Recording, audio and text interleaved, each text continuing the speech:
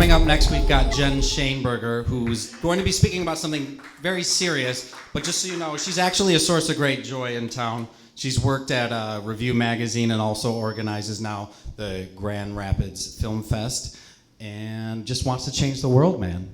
Jen.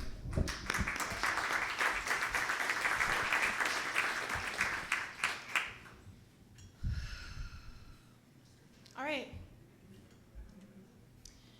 This is a landscape for the reality of the Sahrawi refugees. This is the basis for their home. They've been living in exile since 1975 when Morocco invaded their homeland.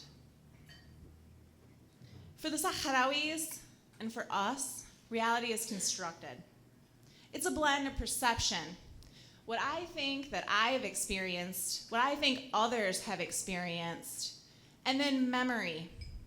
Those things that we've experienced that we've deemed important enough to keep, to retain, and to draw on when necessary. Individuals and societies select memories through a filter. It's the filter of current needs, beliefs, and goals. Memories are reconstructed when we match them with the memories of someone else. When we say, hey, what did you think of this? Then that changes what we really thought. Group narratives are formed around events that are relived and talked about more often. Group narratives. These events that are maybe really traumatic or really intense, people rally around them. They become a common group narrative. These events can be easily manipulated to justify a conflict.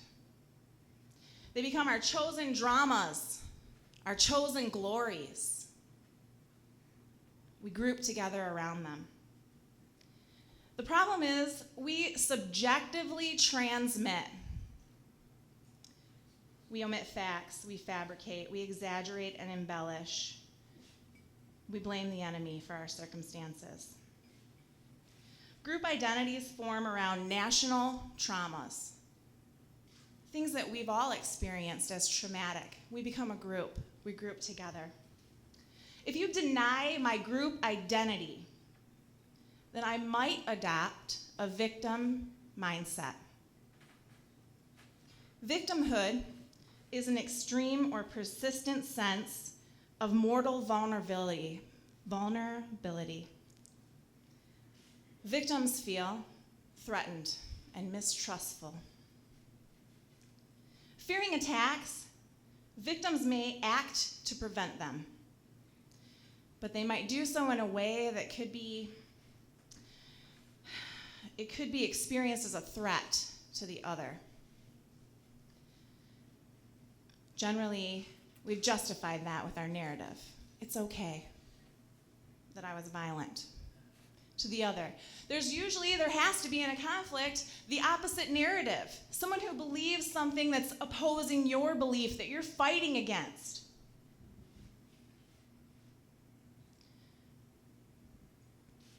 Concerning the opposite narrative, in order to win, you need to dehumanize that opposite narrative. You need to fully blame your adversary because they dehumanized you.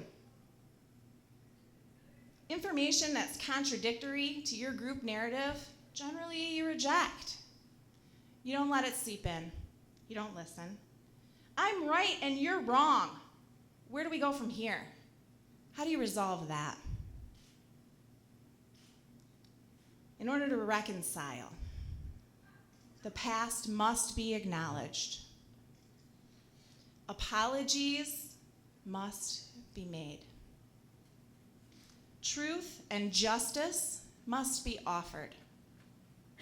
Reparations must be accepted. One future-oriented reconciliation tactic. It's the 200-year present. This is collectively envisioning where you want to be generations from now. Consider the impact of your struggle on the future generations.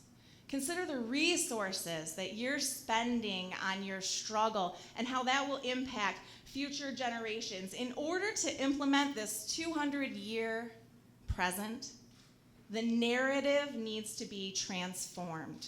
The other needs to be humanized. Resolution requires empathy. The struggle is that the greatest cultural and historical information transformation happens in the family.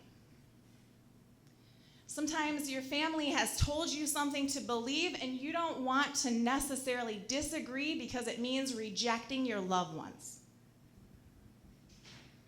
Having empathy for the other can become more difficult if your situation is rooted in history. It's difficult to let go of past wounds because they define me.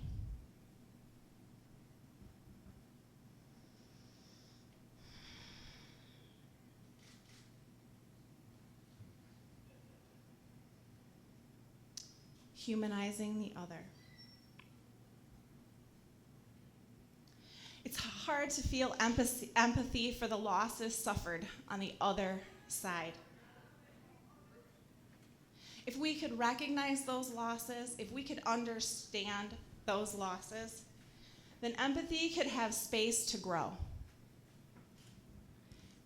I think it's easy to agree that action is required to resolve conflict, to reconstruct a reality from us and them to a future perception of we. But before we begin to act, we need to intentionally grow empathy.